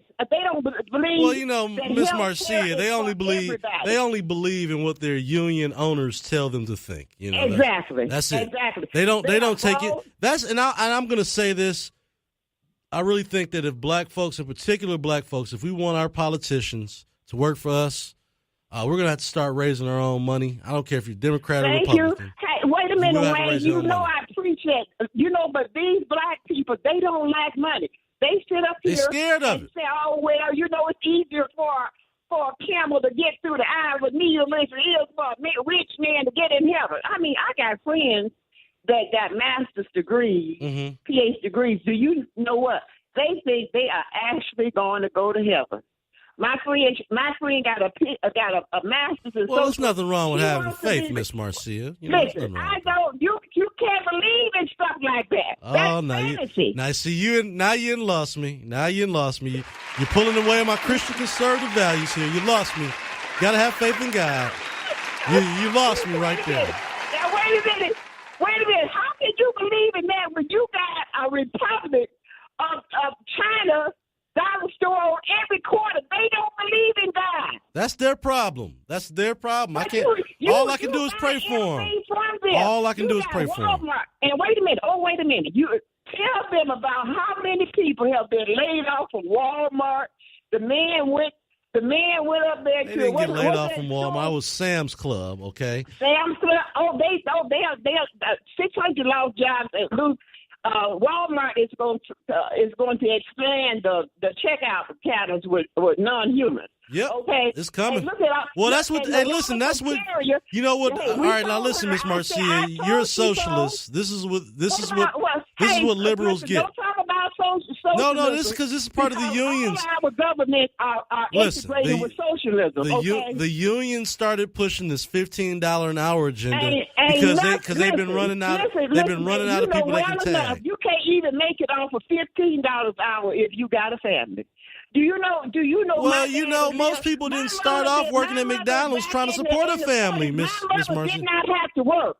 My daddy took care of his wife, his family, and everything off of one job. Do you understand me? Yes, ma'am. One job. Yes, ma'am. And one job back in the 40s. Ask your dad. The good old days. Oh, I know all about it. My grandma didn't work. Have to leave the home. No, my grandmother didn't work. I had a point. I forgot my point. I think the point is you're trying to say make America great again, where the man can provide for his family and make the right decisions. Wait a minute. Let me tell you this. That's what making things are not as well. You know what? It's a second economist is saying the same thing that Richard Wolff. He said, "Do not get excited about a big market like that, because you know what's happening. Hedge funders are buying their own stock.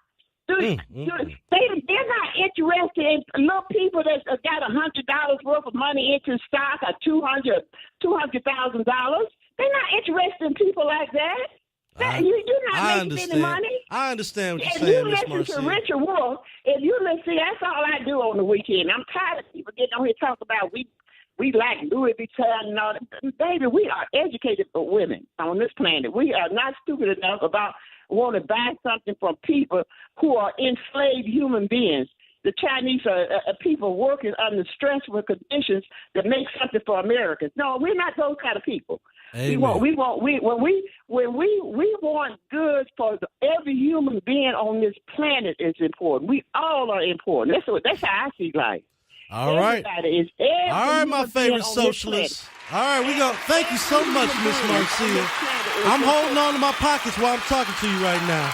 I'm keeping all my money in my pocket, but I thank you so much for calling in. All right, we got a half hour left. We're about to take a break real quick on the Wayne Bradley Show. When we come back, we're going to go through these calls. We got about 7, still another 6 or 7 calls. I'm sorry if I've been had you on hold there. But we will be back on the Wayne Bradley Show, 9, 10 a.m., your Superstation. No, listen up, it's the Wayne Bradley Show. It's the Wayne Bradley Show. Conservative Political Radio. Giving you what you need to know. Listen up, it's the Wayne Bradley Show. I golf with women who are 82, 85 years old, and they can hit the ball, and I want to be that girl. Priority Health wants to know, what's your reason for getting healthy? I was creeping towards high blood pressure. For my kids, just being able to show them a healthy lifestyle. One goal is to be retired for as many years as I worked. Whatever your reason for getting healthy is, our mission is to help you get there. I want to stay healthy so that I can keep dancing. Priority Health, a healthier approach to healthcare. Can health insurance be more human, more compassionate? Can it be healthier? It's up to us to show our corner of the world how. And it starts with putting people first, a task we take deeply to heart. That's why we don't see our members as numbers. They're our friends and neighbors. At Priority Health, we have 996,000 reasons to offer Michigan the best health insurance possible. And we care about every single one. Priority Health, a healthier approach to healthcare. We've got Chad Livengood on the line from Crane's Detroit Business. Chad, what's going on in the business world this week? I got a cover story today about traffic trends at the bridge in Detroit and also Port Huron, our international crossings, as we're preparing as a region to build this new bridge. The projections that were always used to justify construction of this bridge have not held up. Back in 2010, when Governor Granholm was still in office and was still pushing to try to get a vote on the legislature on authorizing construction of the bridge. This is before Governor Snyder took over this project. So we're kind of at a critical juncture now in this planning for this Gordie Howe Bridge. The bids are due in May. The consortium of companies that are competing to build, design, and finance the construction of the bridge are in line to try to have a deal in place by next September. 910 AM Superstation, the future of radio. 910 AM Superstation is the voice of the people. Don't believe me? Just listen. I absolutely love this radio station. This station gets me through the work week. And we don't just show love to the callers. We see the comments and the posts too. I'm always on the go, so being able to watch all my favorite hosts on 910 AM mobile app is amazing. So when you think of 910 AM Superstation, we want you to tune in, call in, and don't forget to find us on social media. There's always something new to talk about, and 910 AM Superstation wants to have you covered from every angle. So we're adding some familiar voices and strong opinions to the best talk radio station in town. 910 AM Superstation has arrived, and we're here to stay. We got the topics, the guests, the opinions, and the facts. From 7 to 9 a.m., we'll have the editor for the Detroit News, Nolan Finley. This is the most volatile time in the country in my professional career. And, that generates a lot of news, a lot of stuff to talk about. Followed by the one and only David Alexander Bullock from 9 to 11 a.m. The People Show, man, we bring it to you live and in full effect. The always insightful and controversial Steve Niebling from 11 a.m. to noon. And I do want to hear from you what you want to hear from me. Bankalay Thompson from noon to 2 p.m. This is the platform where we delve into the facts and informed opinion. We ask the tough questions. The Cliff Russell Show from 2 to 4 p.m. I don't care how much you know until I know how much you care. Spud from 4 to 6 p.m. Detroit's only African American talk station, 24/7 Spud is here. Whatever you need, it's right here on 910 AM Superstation, the future of radio. This Pastor Mo, a.k.a. the Street Preacher, a.k.a. the Street Sweeper, a.k.a. my brother and sister's keeper. 910 AM Superstation. We are the future of radio. It's the Wayne Bradley Show, conservative political radio, giving you what you need to know. Listen up, it's the Wayne Bradley Show. It's the Wayne Bradley Show, conservative political radio, giving you what you need to know. Listen up, it's the Wayne Bradley Show. That's what it is. It's the Wayne Bradley Show. That's what it is. Listen up, it's the Wayne Bradley Show.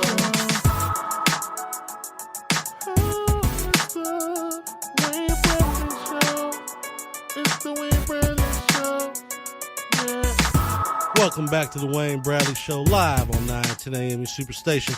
Got so many folks calling. Well, let's go straight to the calls. Vincent, you're welcome to the line. Yes, sir. How are you doing tonight? I'm all right. How you doing, Vincent? Oh, pretty good. Happy New Year. Happy New Year. I agreed with you when you were talking to Miss Deanna about she said we are making enemies in the world. Mm-hmm. I think she forgot about the embassy bombing in Africa. I think it was 1998, and then the USS Cole bombing, the 9/11 attack, September 9/11, 2001. She probably forgotten about the bombing in the basement of the Trade Center 10 years before they succeeded with. It sounds like people already didn't like us, Vincent. That's what it sounds like. And I read today on the internet that Russia is now building up their nuclear arsenal and their hypersonic missiles. And so what if we don't move forward with our military arsenal, we're going to be behind the eight ball, and we will no longer be a superpower if we are not able to match the world as the world moves ahead. You know, a lot of people don't realize that Russia and China became allied around the month of March 2016. They're now allied to each other. Right. So you attack one, you attack the other. This is a volatile world, and the best thing we can do is to fortify this country to be prepared for whatever threat that may come our way. But what I want to ask you, this is so important. Now, I'm sure you know by now that it's been uncovered that, and the Hillary Clinton admitted that they paid $5.1 million towards this dossier that was comprised by the Fusion Company, to the lawyer that went to the Fusion Company to get the dossier made. DNC, $5.1 million, and it's been reported on the internet, $972,000 from the Obama campaign going to this same lawyer, although he's saying it was for something else. But if they do a forensic audit of the Clinton Foundation, all this is going to come out as to what did what, and if they continue to investigate the Fusion Company, it's going to still come out. Oh, I think you're going to find out. You're going to find out, one, that the State Department and FBI was working using our tax dollars to investigate a fellow private citizen at the time, in hopes of political insurance, breaking all kind of laws, privacy laws, and totally misusing what our government is used for, meant to do. And Absolutely. I think you're going to. Well, I got a question for you. Mm-hmm. I just got one main question for you. I'll call back tomorrow for next time you're in here. But listen, if the DNC and Hillary Clinton and the Obama campaign paid nearly $12 million for a phony dossier to be made up on Donald Trump to discredit him, then it seemed like the next thing would have occurred was they would have went back and got Hillary Clinton, not go to the vice president and impeach him. They would have went back to Hillary Clinton since she got 3 million more votes than he. Wouldn't that be considered as treason against this nation to try to undo a general election? If anyone seek to undo the results of a general election, is that not considered as treason to our nation? That's a fair question. You the question. That's a fair question, Vincent. I hope that this investigation will give us more details on exactly what happened, but I definitely think that's a fair question. And thank you for calling in today, man. I appreciate that. All right, let's go to Mark, who's been waiting a while. Mark, thanks for calling in. How you doing there, conservative brother? All right, how you doing? Okay, on this economy, I want to get in. You know, you referenced an article in the Atlantic and the BBC was about the economy, but there was also a Yahoo News article out there about that Trump is taking credit for Obama's economy. Well, now, that was a very friendly Obama article. But the reality is black folks aren't going for it. They realize that he deserves credit for this robust economy. He's the one that promised jobs and is actually delivering on it. And so it appears to me that black voters are not falling for the banana in the tailpipe and are actually recognizing, being able to see through all the media hits, that this man is honoring his word and is trying to bring back jobs and prosperity to this country. And at the end of the day, he was always right about the fact that what do we have to lose? Because Democrats sure haven't been doing anything. Wait, may I finish while you interrupted me? Go ahead. I was going to tell you, when Obama took over from George Bush, the stock market was below 7,900. Mm-hmm. When he left office, it was over 18,200 when he left office. Yep. Unemployment, when he took over from George Bush, unemployment was 7.8%. When he left office, unemployment was 4.8%. All right, Mark, I got a ton of these callers. I just got to ask you this: do you honestly think? Do you think that black voters are supporting him because of the pocketbook issues, or not? You don't think that's accurate? Well, there's another poll out there that's saying that 49% of people is giving Obama credit for the economy, and 40% is giving Trump credit for the economy. And you know, out of that 49%, only maybe 20% probably even wanted to vote for him. 30% of that. So I mean, again, I think that even Democrats and liberals have to acknowledge that the economy is on overdrive right now. Yeah, but just like you should acknowledge that black unemployment was 16% when black unemployment is at a record low right now. Donald Trump made that happen. Yes. Mark, come on. When Obama left office, it was 7.8%. And that took 8 years.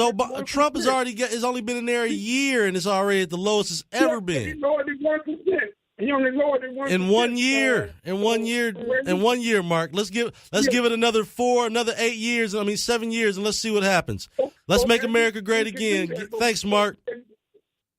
All right, we got to rush. I'm sorry if I got to rush through some of these calls. I just want to make sure we get to everybody. Let's go to Rick, who's on the line. Hey, good afternoon. Well, first I got to go back. On the statistic you gave, that 6% lowest ever, is that black men or is that the unemployment rate? Black unemployment as a whole. Okay. Black unemployment as a whole is at a record low. Okay. And that record you said is at 6 point what?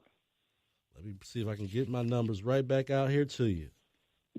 Oh, okay. Well, 6.8%. 6.8%. 6.8%. Which is the lowest number ever recorded. Okay. I want to talk about the fairness in the courts and how we can work together to do a few things on that lineup. Okay. I think that we need to look at that. I think it would be an excellent collective works. There's not a lot of fairness down there. In essence, Third Circuit Court is like, my Supreme Court because I live here, right. In Detroit, in Wayne County. And I hate to say some of what you're saying is correct. The Democrats don't advocate for my group worth nothing. Okay? No, they don't. As a black person in general. That's just how it is. Yeah, I don't understand it. They sell us hope. They sell us hope every 4 years. Take all we got. And make us do what they want us to do. That's it. And that's true.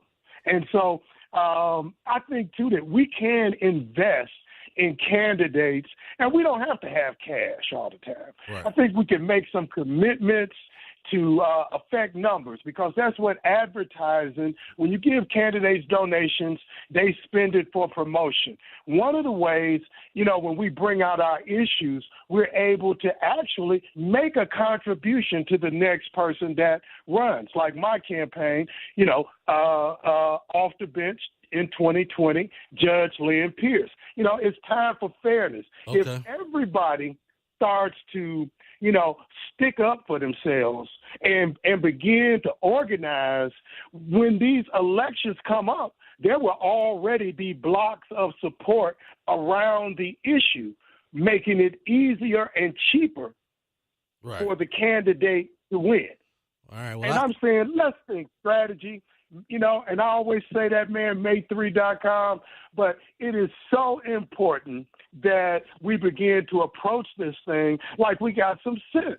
Amen. There are people going in there being abused, and nobody is even talking to those people. It's talking about you represent people and what, listen, you have Brenda Lawrence who works right here in the 14th District, and these folks are saying they'd rather shut down the government for the illegal immigrants here than worry about their own elderly and senior citizens that are in their district. They rely on their Social Security checks. They rely on these services, and they'd rather shut that down and prove a political point with Donald Trump. And I think it's sad. I think it's really sad with their there's no service to add to some of what you're saying. I think when the ethnic groups don't have a lot of collective works, together, when they don't do a lot of organizing. Everybody else does it though, together, Rick. I think that's the other problem. To get a whole lot of split messages. Well, I think if you pay attention, other groups, they do have a consistency of what they're looking for. Like black people, we're all over the board with it. Some of us want civil rights. Well, that's true. Some of us want economic disparity ended. Some of us want criminal justice. Well, that's because we're not given the luxury of getting organized. People have brought that up about. I disagree that we don't have. Listen, I disagree that we don't have the luxury. All the enticements and just no, but listen to this I just think that even if you look at it from neighborhoods to neighborhoods, if you look at it from city to city, there are pockets of areas where black folks have considerable amounts of resources, but we don't use them in terms of how we affect our politics. We use it for everything else but that. That's true. But that's because there's been so much manipulation of Detroit politics. It's like, the unions own it. The unions own it, and they don't they don't represent everybody. They represent their constituents, which is their job to do. But they don't represent all the black folks in Detroit. They don't represent all. They don't care about that. They care about their workers. I can say that a significant number of people that pretend to advocate for us don't know us, may not even like us, and we need to check that in. And like I said, I'm just going to start where I am. I want to know the experiences that people like me are having in that court down there. And I'm telling you, because I'm seeing people being robbed, their wealth being taken. And, I just off the bench in 2020, Judge Lynn Pierce. There's got to be some fairness here. And we just can't, we can't watch this cronyism and this kind of pandering that can go on here in a community like this. These people I don't have money like that. This is a low-income area, and we can't go against the wealthy lawyers that, do all of that stuff for these judges. It's crazy. I hope somebody challenges me on my case so I can really get into it. All right. Thanks a lot, man. Thanks a lot, Rick, for calling in. God bless you, brother. All right, let's go to Queen. She's been waiting a minute. Queen, thanks for calling in. Queen, you're on the line. Yes. How you doing, my brother? All right. How are you doing? Okay. I just want to piggyback off the sister when she was talking about Walmart and Sam's Club. Okay. A lot of people, they say, are not having any jobs because they're saying they're turning the buildings into FEMA camps. Interesting. That goes under my conspiracy theories of just like this meteor last night. I don't know. I mean, I've heard stories of FEMA camps and things like that, but I don't think I don't think that they would just empty out the Sam's Clubs in broad daylight and shut them down and then make them the FEMA camps. But again, I don't have 100% trust in my government, regardless of who's the president. We got to always stay awoke and watch what's going on with the deep state, because even President Trump, he doesn't trust our government like that. And so I don't have a problem with that. I don't know if that's true, but let's keep looking and stay diligent and pay attention to what's going on around us. Thank you, Queen. All right, let's go to William, who's on the line. William, thank you for calling in. How you doing today? All right, how you doing, William? Oh, pretty good. There's several things right now going on in the country, and it's not really being talked about. And a lot of it's moronic. Is people want to give the president and the past president and everybody all this credit for all the spending that's going on in the country, and the actual reality of it. The reason a lot of people are spending money is about 7 to 10 years ago, a lot of people filed bankruptcy, lost homes, and a lot of that stuff has come off their credit report. And now they're able to go out and take new loans out and start the cycle all over again. And if you think the crash of 2007 to 2000, about 14 was bad, the next one is going to be worse. Well, I think the next one's going to involve student loans. I think that's the next big bubble that's going to burst, and that's government money too. It's funny you're talking about that because my wife went to school for a degree that is basically useless, has $35,000 in student loans and cannot pay them. And I'm actually getting ready to start paying on those loans later this year. But yeah, I mean they will. I've heard stories of people that have worked all their whole 30 years, didn't get to pay off the student loans, and they started taking out their Social Security checks. That's how bad it's got. That's because they're paying those student loans and only paying the interest. Right. Like my wife's loan, if I was to pay the interest is like $50-something a month. when I start paying on it, I'm going to be paying close to $800 a month just to pay that thing off in probably about 3 to 5 years' time. Smart man, and it's a blessing to be able to do that, isn't it, William? Well, I tell you this much. I moved here to Detroit from Kentucky in 2014. I got out of the military in 2010. Okay. And the economy down the tank, and I literally got on Google one night and put in $1 housing on Google. And Flint and Detroit kept coming up. I originally started looking at Flint and ended up buying my house up here in Detroit for $2,000 from HUD. And if more people would take the initiative and get up off their ass and quit being lazy and stop renting, amen, and go on YouTube and start doing stuff themselves, we could turn this city completely upside down overnight. Wow. That's an amazing story right there, William. There's so many people I've met up here that when I talk to them, they're like, oh, I'm renting. I'm like, well, why are you renting? They're like, oh, it's just, I don't have the money. I'm like, are you kidding me? You can go out here and buy these homes for $500 to $2,500 all day long. And in a year's time, what you've paid in rent, you've got a home that's paid off and fixed up and is nice. Right. And I don't know what it is with my generation. I'm 32 years old, but most of the people from my generation, I hate to say it, I fall into that category of millennials. Right. And I don't act like a millennial. I don't think like a millennial. No. I mean, I think a lot of it just for the basic fact that you probably did a lot of that work yourself. A lot of guys nowadays aren't very handy like that. And, and William, one other thing, man, I just want to say, because I'm about to wrap up here in a minute. Thank you for your service, sir. I wanted to say that before we even got out there. Thank you for your service. And you're right. Another one too is like I don't understand why Chelsea Manning, who's a guy who thinks he's a girl. That's the weirdest thing. That's the weirdest thing out here right now, man. Yeah, who committed a felony by releasing classified documents, is able to run for an office, which last time I checked, you're not allowed to run for a government office if you're a convicted felon. Yep. And, they commuted his 35-year prison sentence, which personally, if this was back in World War II, he would have been taken out into a field and shot. Right. No question about it. About it.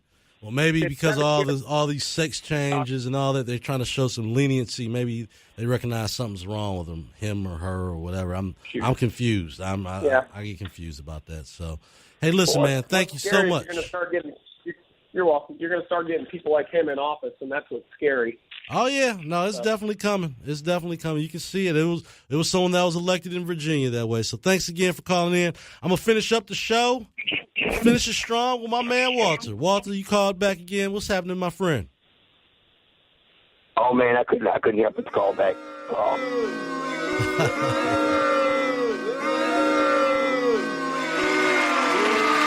luck to my man Walter. We had a good show today, man. There's a ton of folks calling in. Away with that soundtrack. You're taking up too much of my valuable time. No, I'm saying thank you for calling back in. Appreciate it. We finishing strong with my man Walter.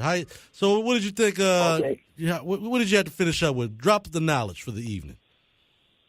By the way, except for the guy that just got off in Vincent, the black Republican, Deanna, John, Abdullah, they need to go right back to their little bunkers and give up that liquor and that wicked weed and go get some truth. Deanna's supposed to be a woman of wisdom. Man, she ain't nothing but a socialist like the rest of them. She didn't make an ounce of sense. She attacks the rich, and people hold her in high esteem. She's just like the rest of them. She's a waste of time. I hope you listen to Deanna. But let me say this real quick. Go ahead, man. Martin Luther King peace rallies. I'm not for it. Oh man, they're gonna shut me down now. It's a bunch of nonsense. These people, including some foolish white people. What the devil's burning, blistering hell are they marching for? The problem of racism has been solved in this country. Why do you keep having these? It ain't nothing but a tactic to get these Negroes mad and angry at white people. The diary of mad, angry black people. That I will never march in those rallies because we don't have these problems. Yes, there's racists, but The most racist people I hear now is the people they call this nation, the black people across this country, who relies on Donald Trump nonstop. They get their news from Crooked Negro, Christless Negro, Corrupt Negro Network. That's right, I said it again. So, and they have no facts. And let me say this about Barack Obama's economy. The food stamp president. And these people trying to give him the credit. He's a great job destroyer. The most evil president we ever had. Wicked, evil, devilish, hellish, and everything else. A God hater, a Jew hater. And let me get this. Graham. I know, Walter. You off the hook, Walter. Man, I got to thank you for calling in one more time, man, to drop that knowledge, man. Goodness gracious. I know Michael Moon, Walter does not play around with it. He delivers nothing but, if he was a drink, that's straight scotch with no ice. That's an 18-year bottle of Macallan right there. That guy's not playing around. Thank you, Walter. All right, if you're listening in, make sure you want to hear the replay of the show. You can go to SoundCloud and look up the Wayne Bradley Show. You can also go to iTunes, to your iPod, I should say, and save the show. You'll get them all on the Wayne Bradley Show. Thanks for listening in today, and we'll be back tomorrow night. Have a blessed evening. Giving you what you need to know. Listen up, it's the Wayne Bradley Show.